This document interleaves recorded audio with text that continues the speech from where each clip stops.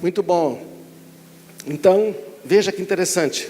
Você já ouviu, ou você já falou alguma coisa assim, do tipo, eu não sinto assim,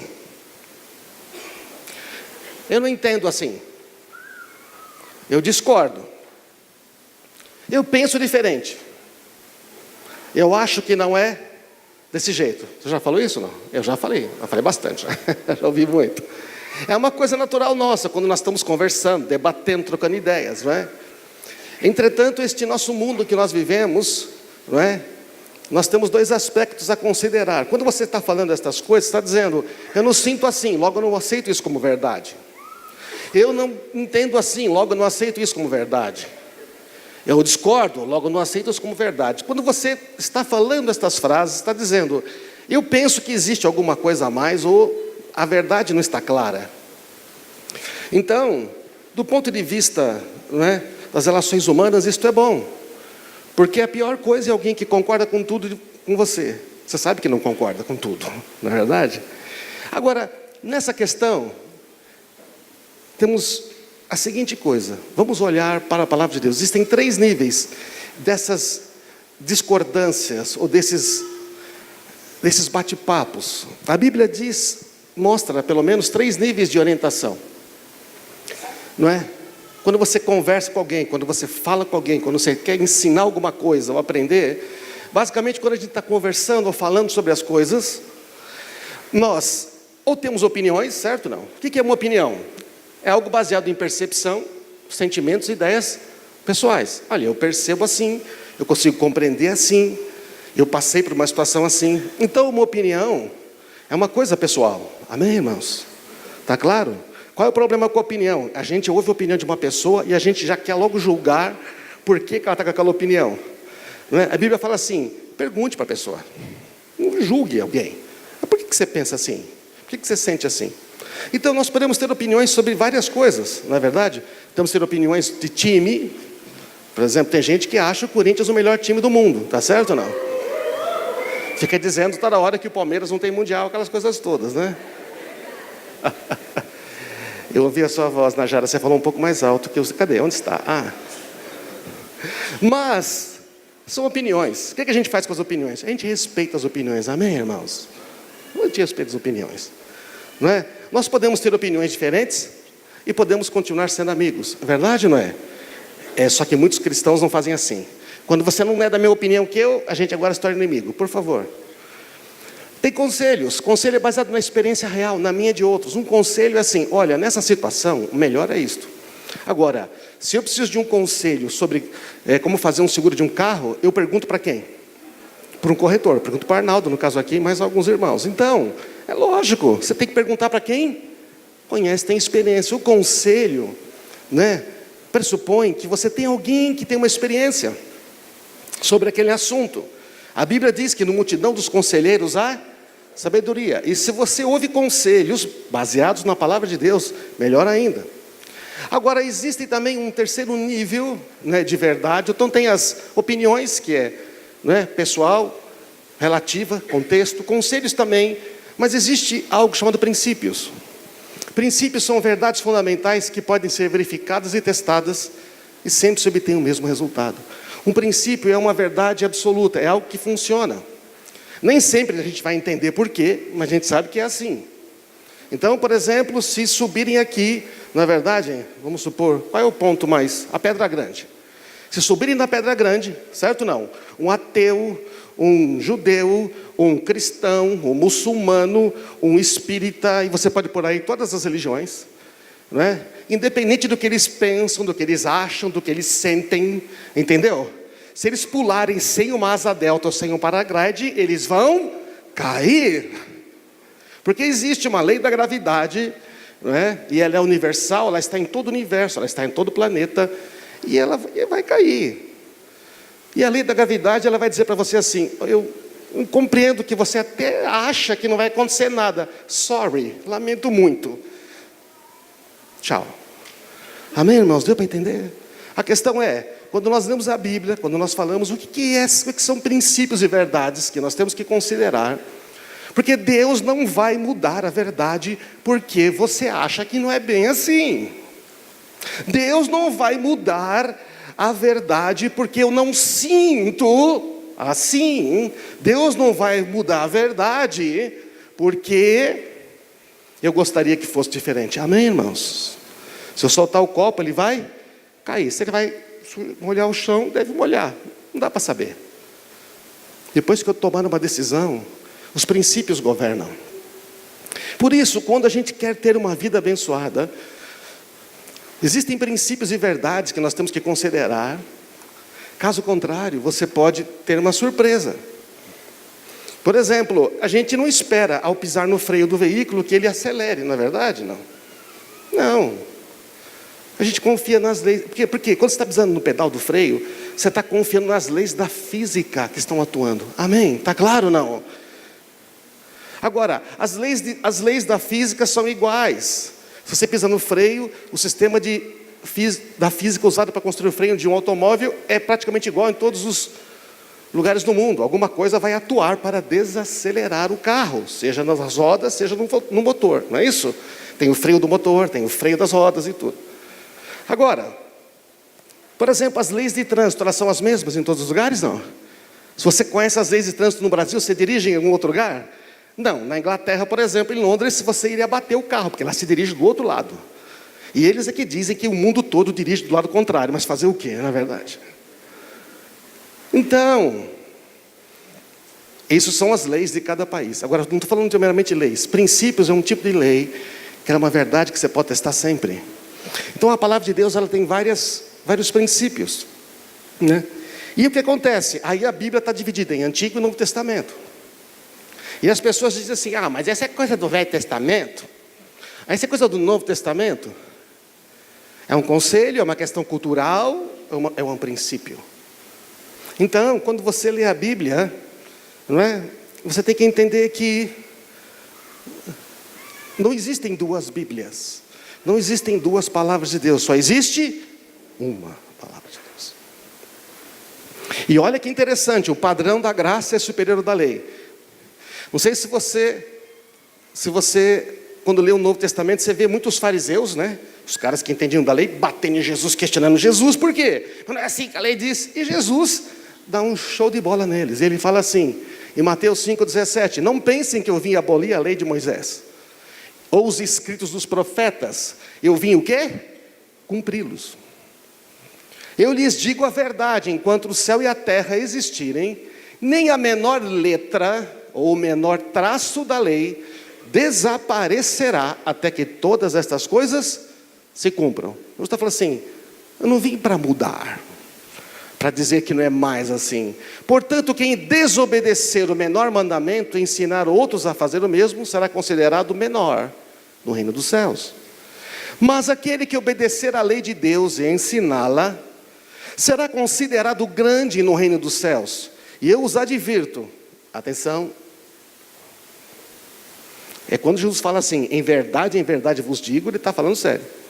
A menos que a sua justiça supere muito, supere um pouquinho só, muito, a justiça dos mestres da lei e dos fariseus, vocês jamais entrarão no reino dos céus. Então o que ele está dizendo? Bom, ele explica depois, você continua lendo Mateus 5, que é o Sermão do Monte, ele fala assim, a lei diz, não matarás, mas se você odiar o seu irmão, você já é réu de assassinato. A lei diz, não adulterarás, mas se você pensar na mulher com intenção impura, já adulterou. Qual o padrão mais elevado? Da graça. Está negando a lei? Não. Então, irmãos, cuidado com as mentiras que existem. Não há dois deuses, há um Deus, uma palavra. A divisão da Bíblia em dois momentos é porque Deus, depois do último versículo, ele para de falar durante 400 anos, Deus não fala. E aí vem o Messias. Então, e é Novo Testamento porque é a nova aliança. Jesus traz a nova aliança, não é? Por meio da sua morte e ressurreição. Então, não é? Os princípios bíblicos são verdades baseadas em quem Deus é. Todo princípio bíblico ele está atrelado a quem Deus é, à essência de Deus. E, olha que interessante, se Deus ficasse mudando, você poderia dizer que os princípios mudaram. Que o novo agora não é igual ao antigo, que tem uma briga aí. Mas olha só, Malaquias 3,6. Eu sou o Senhor e não mudo. Por isso vocês, descendentes de Jacó, ainda não foram destruídos. Que ele está dizendo, se eu fosse mudar a minha lei, a minha misericórdia, meu amor, eu já tinha liquidado com vocês, porque o problema está com vocês, não está comigo. Amém, irmãos? Deus falou, eu não mudo. E quem é Deus? Eu sou bondoso, misericordioso, justo. Jesus Cristo é o mesmo ontem, hoje e para sempre. Hebreus 13:8. E Tiago 1,17.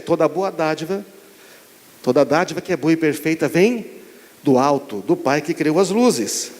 E nele não há variação nem sombra de mudança. Amém, irmãos? Então, nós temos que aprender a discernir, para ter uma vida abençoada, a verdade, os princípios. Tem coisas que são culturais, tem coisas que são transitórias, porque fazem parte. E a Bíblia tem uma questão, ela foi escrita há muito tempo atrás. E mesmo o Novo Testamento foi escrito há 2000 anos atrás. Uma cultura diferente, palavras diferentes, contextos diferentes. Entretanto, o princípio é uma coisa que permanece o mesmo, independente das épocas. Está claro isso? Amém, irmãos? Por isso, para ter essa vida abençoada, nós precisamos identificar os princípios. Por que eu estou falando isso? Porque se você não crer na verdade, para obedecê-la, a vida abençoada não vai chegar até você. A gente só consegue experimentar uma vida abençoada se andarmos na verdade. Somente uma pessoa que anda na verdade tem uma vida abençoada. Uma vida abençoada, eu estou falando não somente uma vida com dinheiro, com tudo que é necessário, mas uma vida onde você tem vontade de viver ela. Tem gente que não tem mais vontade de viver a vida, não é verdade? Não. Tem gente que está querendo partir desse mundo o quanto antes. Tem gente que não quer enfrentar problema. E se vier um problema? Gente que não quer enfrentar pressões. Tem gente que não quer enfrentar a morte. A morte nós um dia vamos enfrentá-la. Esse mundo é um mundo que não quer passar pobreza, mas é muito pobre. Um mundo que vive atrás da beleza eterna, da juventude, de não querer ficar velho. Isso causa um estresse, uma ansiedade tão grande. Mas, se vocês permanecerem firmes na minha palavra, disse Jesus, verdadeiramente serão os meus discípulos. E conhecerão a verdade, e a verdade os... Você percebe que o jeito de conhecer a verdade, atingir um nível de libertação, é permanecer na palavra, na verdade, que Jesus então nos ensinou. Eu sei que eu posso estar falando um óbvio, mas o que a gente conversa com as pessoas, e o que tem de afirmações que simplesmente não se baseiam na palavra, é tão grande.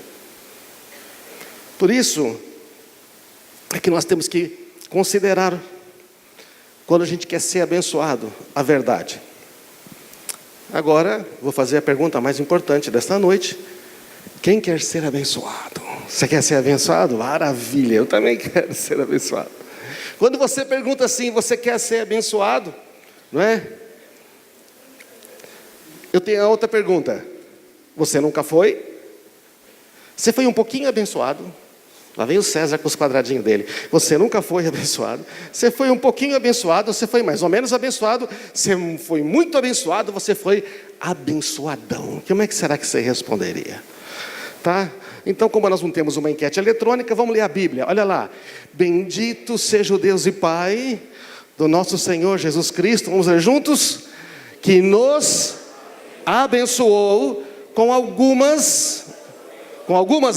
com todas as bênçãos espirituais nas regiões celestiais em Cristo, porque Deus os escolheu nele antes da criação do mundo. Olha, a Bíblia diz que você já é abençoado. Fala a pessoa do seu lado aí, ei, você já é abençoado. Você sabia que você já é abençoado? Agora fiquei confuso. Se eu já estou abençoado, por que a minha vida está assim torta?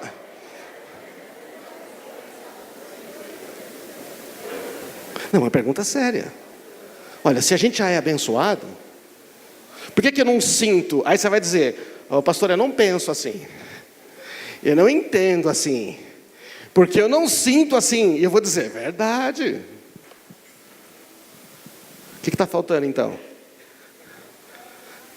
Não sei, o que será? Pode ser muitas coisas, mas uma coisa é certa: se tem uma coisa que Deus quer, é que você seja abençoado. Quantos pais querem que seus filhos sejam abençoados? Quantos pais fazem tudo para abençoar seus filhos, né? Deixa eu ver, quantos pais, mesmo quando os filhos fazem besteira, continuam querendo abençoar seus filhos? Oh, Deus. Deixa eu dizer, Deus é melhor que a gente, amém, irmãos? Bem melhor que a gente. Então eu queria pedir para você uma coisa que eu aprendi há muito tempo atrás: não tente convencer Deus a te abençoar. Não tente convencer Deus a te abençoar, você vai perder tempo. Amém? Quantos de nós ficamos tentando convencer Deus a nos abençoar? Ah, é verdade. Suas orações de hoje, ontem, você estava tentando convencer Deus a te abençoar? Senhor, faz isso, Senhor, faz aquilo. Porque Deus não sabe o que Ele vai fazer, então a gente dá instrução para Ele, né? Senhor, faz aquilo, Senhor, faz isso e tal. Convencendo Deus a te abençoar. E se você chegasse diante de Deus convencido, que você já está abençoado. Imagina que eu chego diante do Pai sabendo, convencido, crendo que todas as bênçãos já são minhas. O que eu faço? Eu tento convencer Ele a me abençoar? Não. O que eu faço? Simplesmente peço, esperando o quê? Receber. Então, ninguém pode abençoar você. Esse é outro conceito que temos que falar antes da bênção, porque existe uma ideia muito torta na igreja, isso é uma igreja. Ai meu Deus, porque aqui a pessoa fez mal, não é? Porque o diabo vai fazer aquilo, porque o diabo vai fazer aquilo, que o diabo vai retaliar, que o diabo vai fazer aquilo. Mas o diabo não é assim tão poderoso, não é? Deus é mais poderoso ou não? Bom, 3 já concordam. Deus é mais poderoso ou não? O diabo é um ser que foi criado por Deus, está entendendo? Como é que um ser criado pode ser maior que aquele que o criou? Bom, então, existe uma história na Bíblia, de Números 22 a 24, são 3 capítulos, não vou ler tudo, que a história é o seguinte: o povo de Israel estava lá acampado, não é? E Balaque, que era o rei da região, falou: esse pessoal vai dominar a gente aqui, eu preciso de alguém que amaldiçoe essa turma, porque tudo que eles fazem dá certo. Eles plantam, colhem, eles vão, vencem. Bom, então, dá um deserto, chove. Não dá, ninguém vence esses caras. Vou contratar um amaldiçoador profissional. Vou pagar uma graninha para ele. Continua tendo hoje, não continua, gente? Continua. Você vai lá no centro, na coisa, paga para fazer o mal. É uma coisa desgracenta. Então foi lá chamar o Balaão. Ó, Balaão, vamos lá, que o rei está chamando, é o seguinte, precisa amaldiçoar lá. Aí Balaão faz uma oração lá. Balaão é aquele negócio meio misto, ele consulta umas coisas aqui, ele é meio, não é? Ele é místico. Aí ele ouve Deus, disse que ouve Deus, falou: não vai, não foi. Aí o cara mandou mais gente com mais dinheiro, ele falou: vai. Aí ele foi. E quando ele foi, ele está pensando assim: legal, agora vou amaldiçoar e ganhar dinheiro. No meio do caminho, a jumenta que ele está montado, vai para lá, vai para cá, vai para lá. Ela rala o pé dele e tudo, porque ela está vendo um anjo. E Deus faz a mula falar com Balaão, dizendo, porque Balaão bate nela umas 3 vezes: que você está me batendo por quê? Nossa, esse negócio, já pensou? Você começa a socar o volante do seu carro, porque não te obedece, o rádio do carro começa a falar com você. Você pensa que é aquele, como chama? O Transformers ali? Como chama aquele? Bumblebee. Bom, ele vê o anjo e fala: por que você está indo? O senhor mandou ir. Não, eu mandei você ir para você falar o que eu vou mandar você falar. Você está pensando em falar o que você quer falar? Ele falou: vou falar o que o senhor quer falar. Bom, chega lá, o rei bota ele lá em cima, manda amaldiçoar. E sabe o que o Balaão faz? Abençoa todo o povo. E a segunda vez, não, vamos para outro lugar. Ele manda o Balaão amaldiçoar e o Balaão vai, consulta a Deus e ele abençoa mais ainda. Na terceira vez, manda de novo, e ele, além de abençoar de novo, amaldiçoa agora esse rei e todo o futuro dele, dizendo: é você que vai se dar mal. Por quê? Porque olha só o que diz a palavra de Deus, Números 23, 19. Deus não é homem para mentir, nem ser humano para mudar de ideia. Amém. Deus não muda a sua verdade, Deus não muda os seus princípios. Ele falou que vai te abençoar, Ele vai te abençoar. Não tem maldição, não tem encantamento, obra de macumba, não tem nada que pode ir contra você, amém? Alguma vez Ele falou e não agiu? Alguma vez prometeu e não cumpriu? Ouça, recebi ordem de abençoar. Deus abençoou e não posso anular a sua bênção. Deixa eu dizer para você uma coisa: quem sou eu para amaldiçoar o que Deus abençoou? Nem com toda a feitiçaria, nem com toda a mágica, eu não posso amaldiçoar o que Deus abençoou. Amém, irmãos? Então, isso está claro. Estou falando de princípio para você, estou falando de verdade, que não muda. Porque se você se apoia as suas convicções em coisas que mudam, que hoje é, que amanhã não é, segurança a gente tem. Então, avançando, o que vem à sua mente quando você ouve bênção? Bênção é uma coisa boa ou ruim? Nossa, Jesus, é uma coisa ótima, não é verdade? Não. Bênção é tudo de bom. Mas o que você pensa quando ouve bênção? Pensa aí. Não vou falar porque pode ser pegadinha. Não, eu não gosto de fazer pegadinha. Quando eu ouço mensagem, eu ouvia a mensagem que o pastor fazia pegadinha, ficava com uma raiva e ia embora, queria ir embora no meio da reunião.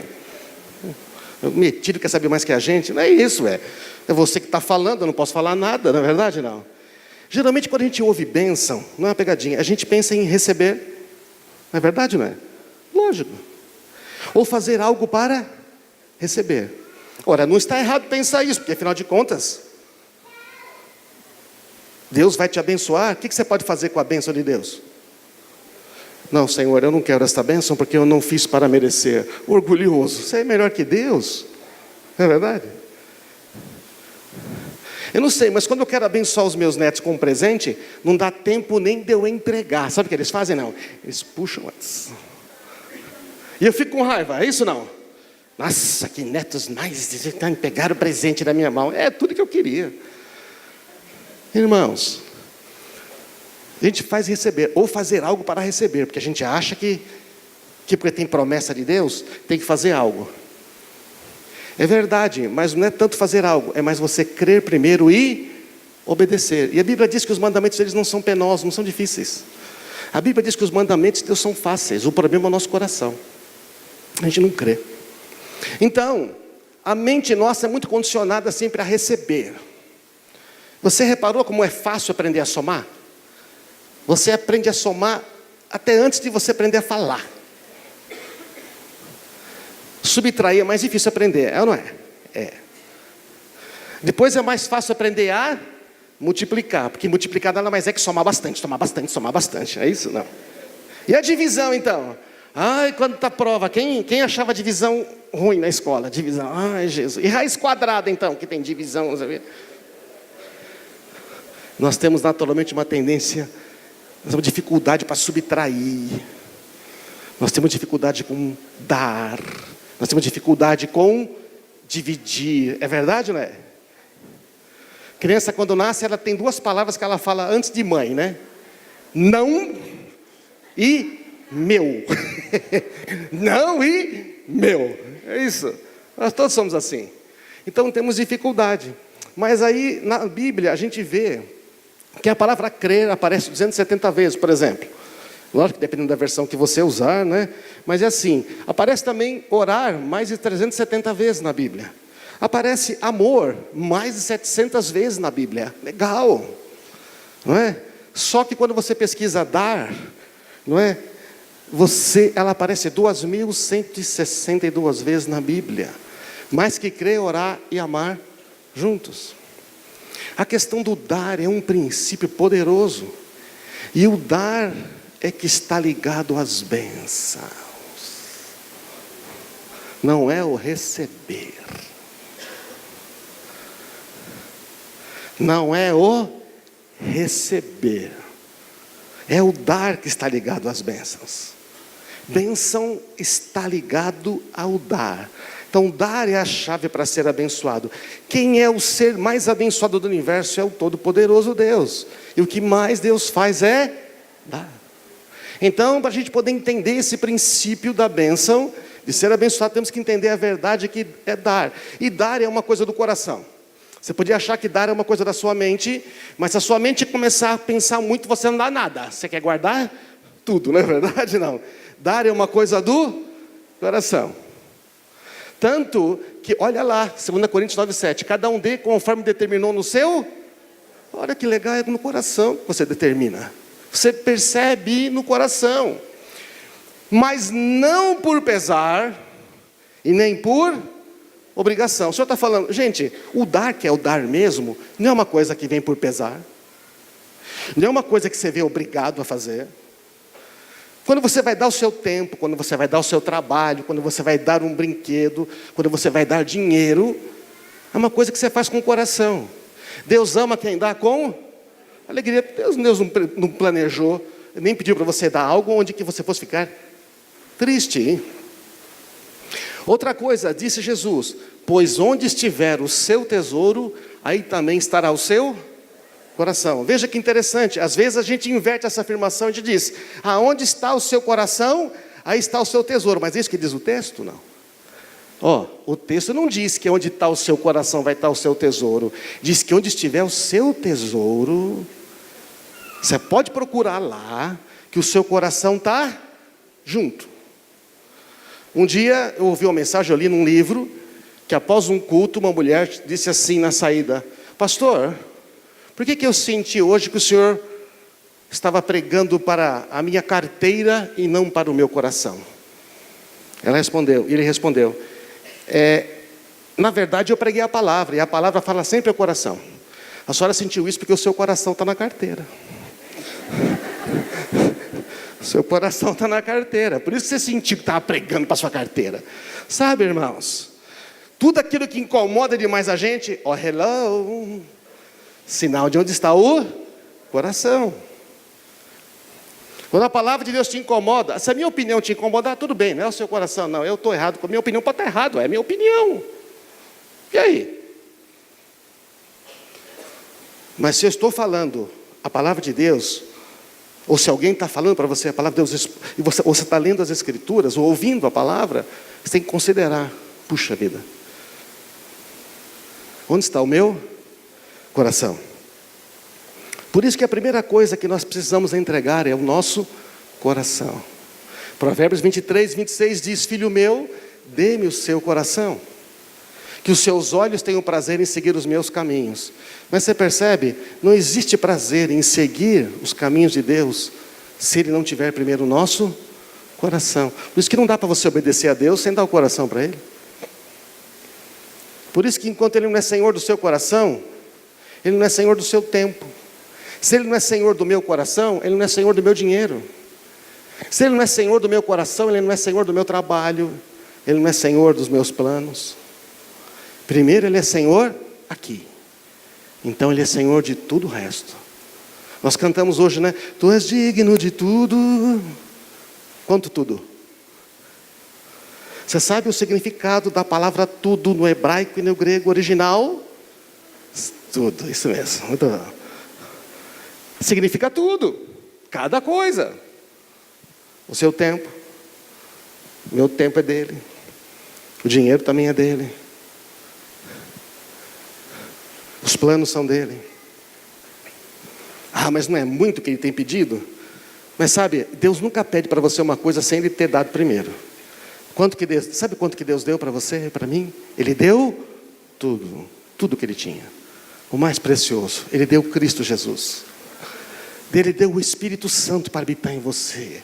Ele deu todas as promessas, mais de 8.000, para abençoar a gente. Amém, irmãos? Então Ele deu tudo. Ele é digno de tudo? Ele é. Mas, primeira coisa para entregar, Senhor, guia os meus caminhos, guia a minha vida profissional, porque a gente quer que Deus guie a vida profissional, porque a gente quer dinheiro, obviamente, quer ser bem sucedido. Senhor, guia-me, o namorado, a namorada. Senhor, ele tem que ser bonito. Eu quero ter filho bonito. Senhor, eu gosto de trabalhar, mas também se não precisar, seria tão bom, faz ele ser rico também, por favor, dê um bom trabalho. Faz ele ser gentil, carinhoso, amoroso, sensível, perdoador, que me ouça, que me dê toda a atenção. Aí você ouve, para Deus nada é impossível, não é verdade, irmãos? Nada é impossível. Aí quando Deus dá isso para você, você fala, Senhor, mas era isso. Fala, filha, eu te dei em estado bruto, você tem que escovar, você tem que aperfeiçoar, é verdade ou não? Tem que lapidar, não vem assim prontinho.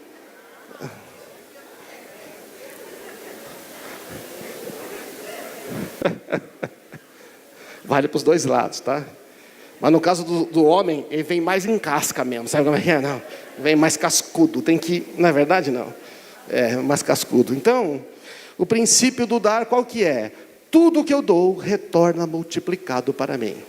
Diga isso. Tudo o que eu dou retorna multiplicado para mim. Este é o princípio do dar. É um princípio, não é uma ideia meramente, uma opinião. Lucas 6,37 diz assim: não julguem, não serão julgados. Não condenem, não serão condenados. Perdoem e serão perdoados. Deem e receberão. Sua dádiva lhes retornará em boa medida, compactada, sacudida para caber mais, transbordante e derramada sobre vocês. O padrão de medida que vocês adotarem será usado para medir vocês. Ele está falando de dinheiro aqui? Não. Está incluso dinheiro? Tá. Está incluso o tempo? Tá. Está incluso o amor? Tá. Está incluso tudo, porque é um princípio. Tudo o que você quer ver, tudo que você dá gratuitamente volta para você multiplicado. Então esse é um princípio. À medida que você mede, se você dá pouquinho amor virá. Quem semeia pouco, pouco colherá. Então, tudo que eu dou retorna multiplicado, seja amor, julgamento. Não julgueis para não ser julgado, não condenei para não ser condenado. Só que tudo que eu dou volta multiplicado. Quanto mais amor eu dou, mais amor eu vou receber multiplicadamente. Mas quanto mais julgamentos eu faço, mais julgamentos eu recebo. Portanto, este é um princípio, esta é uma verdade. Não é? É o adágio popular: quem semeia ventos, colhe tempestades. Então, perdão, dinheiro. Então, a decorrência deste princípio, né, é isto: se você tem recebido pouco, é porque tem dado pouco.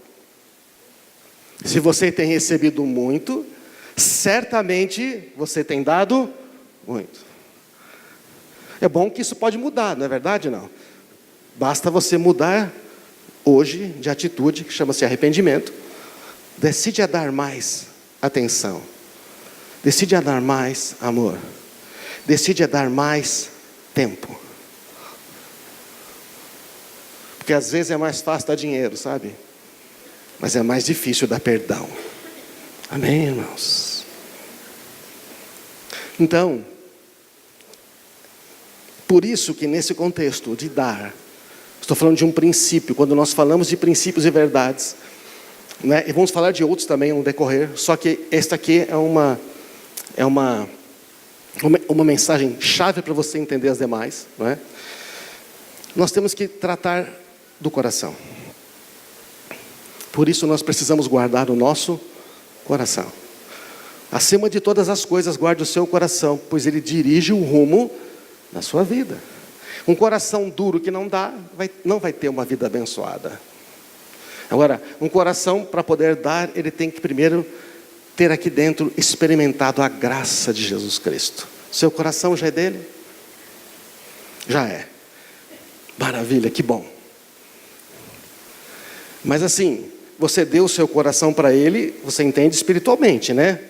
Se tivesse dado o seu coração de verdade para Elias que você tem aí dentro, né, Sullivan? Você já teria morrido e você estaria com ele. O que significa isso? Que nós damos o coração para ele, mas ele falou: que bom, filho, mas você vai ter que administrar isso aí. Eu não vou fazer sozinho. Por quê? Porque o coração é seu também.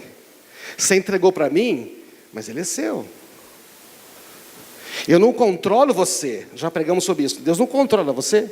Se Deus quisesse controlar, Ele não tinha colocado 2 árvores no jardim, ué. Ele te deu a liberdade de escolher. Você vai escolher sempre. E a gente escolhe com o coração. Então, a questão é, toma cuidado do coração. Por isso, para cuidar do coração, só 4 conselhos bem simples para encerrar aqui. Aprenda a lidar com a ofensa. Aprenda a lidar com a ofensa. Aqui eu vou dizer uma coisa para você. Hein? A ofensa. A ofensa bloqueia as bênçãos instantaneamente. Se tem um bloqueador de bênçãos, é a ofensa. Na hora que a ofensa dominou o seu coração, já era. Você vê tudo com aquelas, tudo embaçado. Hebreus 12:15. Cuidem uns dos outros. Olha que legal esse lance de cuidar do coração da ofensa. Tem que cuidar uns dos outros. Se você vê que teu irmão está ofendido, fala assim: o que está te ofendendo? Não estou ofendido. Por que você está ofendido? Eu lembro uma vez que alguém me perguntou, eu estava numa reunião e falou, eu estava lá assim, você está ofendido com o quê? Eu falei, não estou ofendido. Eu falei, estou. Eu sei que estou. Eu estava no meio de 3 amigos, falei, eu estou sim. Mas sabe o que acontece? Eles tiveram a ousadia de falar para mim. Então eu acho bom. E você está ofendido com tal pessoa, né? Óbvio. Se você perdoar, eu sei que está difícil. Aí eles oraram comigo. Eles contaram como eles perdoaram a mesma pessoa. Outras pessoas. E já fazia 2 semanas. Às vezes você está ofendido, mas você acha que perdoou. Mas na verdade você deu, sabe? Uma injeção de morfina. De morfina religiosa no coração. Ele só aliviou a dor. Você não perdoou do íntimo, a dor está lá. A ofensa. Cuide uns dos outros para que nenhum de vocês deixe de experimentar a graça. Você está entendendo? A ofensa afasta você da graça. E graça é a bênção imerecida. Fiquem atentos para que ninguém não brote nenhuma raiz venenosa de amargura, que causa perturbação e contamina muitos. Se você deixar a ofensa muito tempo lá, ela começa a criar uma raizinha, certo ou não? E aí quando cria raiz, você sabe que quando cria raiz, fica difícil de arrancar. E quando cria aquela batatinha debaixo da terra, já viu? Já viu aquelas ervas daninhas que tem? Se você não cavar até achar a batatinha lá embaixo, o bicho vai crescer de novo. Essa é a raiz da amargura. Está lá no fundo já. Então não deixa ficar no fundo, tira o quanto antes. Isso chama-se cuidar do coração. Pense que o seu coração é um jardim. Precisa cuidar bem desse jardim. Segunda coisa, verifique se não tem egoísmo no coração. Se é uns matinhos que nascem assim. Poxa, mas você, não, pensa, não. Você tem que ver que, afinal de contas, você... Como é que eu deteto egoísmo? Mas eu. É fácil. Quando está pensando demais o que vai acontecer com você, e se vai acontecer comigo, e se eu mudar, aí chama-se egoísmo, tá? Traduzido de coisa boa, aquela coisa toda, mas você sabe que é egoísmo. Em Deuteronômio 15, não sei se você sabe, cada 7 anos as pessoas tinham que libertar os seus escravos, não é? Se você tivesse emprestado dinheiro, você tinha que perdoar a dívida, não é? Libertar tudo. Então, quando chegava no 6º ano, e aparecia um cara dizendo, me empresta um dinheiro, os judeus faziam assim, no ano que vem vou ter que te perdoar, você vem pedir dinheiro agora? Ao que o Senhor diz, que nenhum de vocês alimente esse pensamento ímpio. O 7º ano, o ano do cancelamento das dívidas está chegando, e eu não quero ajudar o meu irmão pobre. Mas ele está pobre porque ele fez besteira. Ele está pobre porque eu falei para ele não fazer aquilo, ele fez. E Deus está falando... Se fosse eu daria para você? Senhor, mas o Senhor é rico, né? E você só não é porque você não confia em mim. Amém, irmãos? Porque o que o pai falou para o filho? Tudo que é meu, é seu. Você sabia que você não tem falta de nada? Amém? Tudo que é do pai é seu. Mas primeiro ele vai pedir para você dar alguma coisa. Sempre. Esse princípio está aí, ó. Você encontra isso em toda a Bíblia. Não tenho tempo hoje para falar sobre todos, mas a gente vai falar mais sobre isso, é claro. Ele poderá apelar para o Senhor contra você. O qual? Aquele que você não emprestou. E você será culpado pelo pecado. Ixi. Por quê? Porque você pode ajudar. Ele disse não. Então, sabe, o egoísmo é detectado quando você poderia abrir mão de algo que, afinal de contas, você pode, mas você não abre. Tira do coração isto. Arranca esse mato. Arranca esse negócio. Desenvolva um coração generoso. Desenvolva um coração generoso. Se vocês amam apenas aqueles que os amam, disse Jesus. Se você ama apenas quem ama você, qual é o mérito que você tem? Até os pecadores amam quem os ama. Porque a gente pensa que esse negócio de dar é uma troca. Ai, dai e cedo vai ser dado. Então, quanto mais você der, mais você recebe. Então as pessoas vêm e acham que estão negociando com Deus, você entende? Ei, isto não é a verdade. Você dá porque você já é abençoado. Você reconhece que você tem todas as bênçãos de Deus a seu favor, amém? Por isso é que você dá. Não é porque você é mesquinho e fica negociando com Deus. Deus não precisa de nada de nós, amém, irmãos?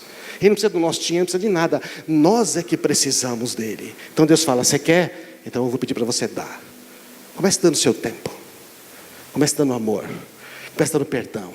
Comece dando o seu dinheiro. Comece dando 10%. Comece dando para aquele que você... Comece repartindo o que você tem. Amém, irmãos? Estão entendendo ou não? Aí as janelas dos céus começam. Se vocês fazem bem apenas aos que fazem o bem a vocês, que mérito vocês têm? Até os pecadores agem deste modo. E se vocês emprestam dinheiro apenas aos que podem devolver, que mérito vocês têm? Ai, Deus. Até os pecadores emprestam a outros pecadores na expectativa de receber tudo de volta. Alguns com muitos juros. Amem os seus inimigos, façam o bem e emprestem a eles sem esperar nada de volta. A recompensa que vocês receberão do céu será grande, amém? Você percebe? De quem você quer recompensa? Para quem você está emprestando? Para quem você está dando? Você está esperando a recompensa? O Senhor está falando, quando você dá, a recompensa vem do alto, amém? Está entendendo? Se você der uma coisa para mim, e eu me esforçar por te devolver multiplicado, é uma coisa. Mas se você, Mauro, empresta uma coisa para mim, e Deus te devolve multiplicado, qual que será que é maior, hein? Talvez no máximo eu te devolva um pouquinho a mais, ou nem nada. Mas o Todo-Poderoso vai devolver muito mais. A recompensa que você vai receber do céu será grande, e você vai estar agindo de fato como filho do Altíssimo. Pois Ele é bondoso até com os maus e os perversos. Sejam misericordiosos, porque o Pai de vocês é misericordioso. Isso é um princípio, gente, está vendo? Um coração generoso. Deus pediu para você dar 3.511,23.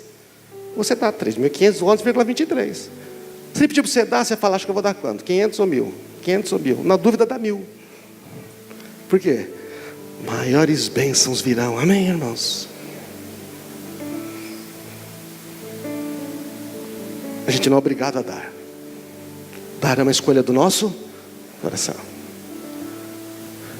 E por último, trate a ansiedade do coração. A ansiedade diz assim, não vai dar, vai faltar.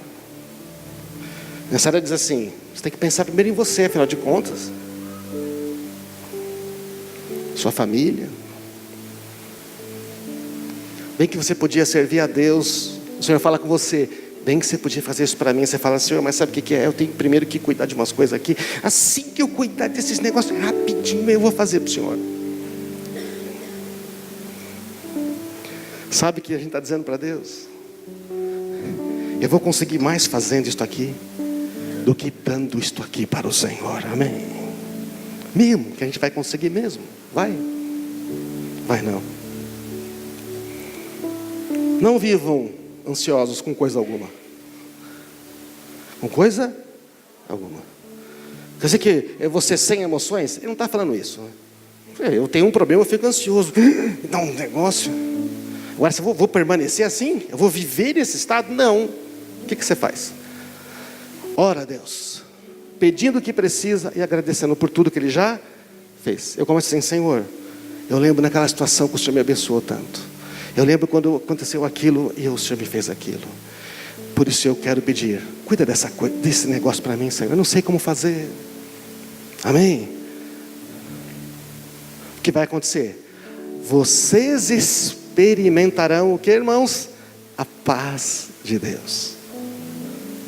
É uma paz tão poderosa que ela excede todo entendimento. Não vai conseguir compreender. Não é um negócio que você está na cabeça. Por quê? Porque ela guarda o coração e a sua mente. Ela guarda o coração.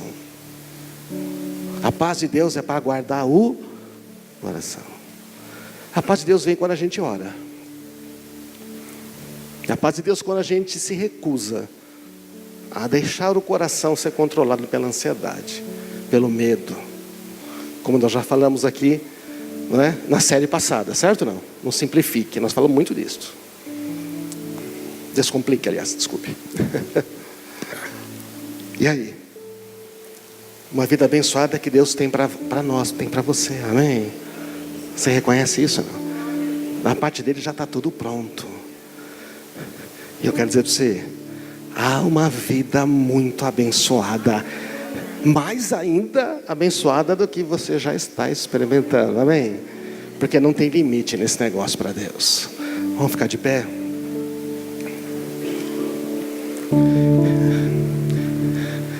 Ele é digno de tudo, tudo pertence a Ele. Ele pode pedir qualquer coisa para você.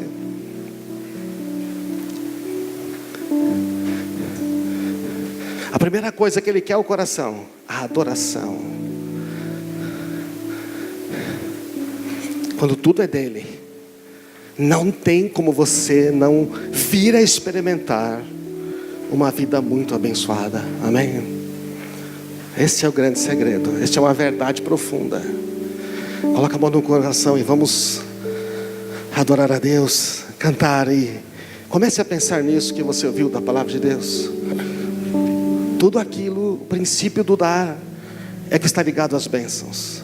Se você quiser traduzir a palavra bênção numa outra, pode traduzir por dar. Dar o tempo. Primeiro, se tem uma coisa que existe na Bíblia que para experimentar bênçãos maiores, é preciso dar mais. Segundo a vontade de Deus, dar o coração. Colocar Ele em primeiro lugar. Pai amado, Tua palavra é tão poderosa, Senhor. Às vezes quando eu leio e falo essas coisas, eu vejo às vezes quanto distante estou ainda, mas a Tua graça é maior, Senhor.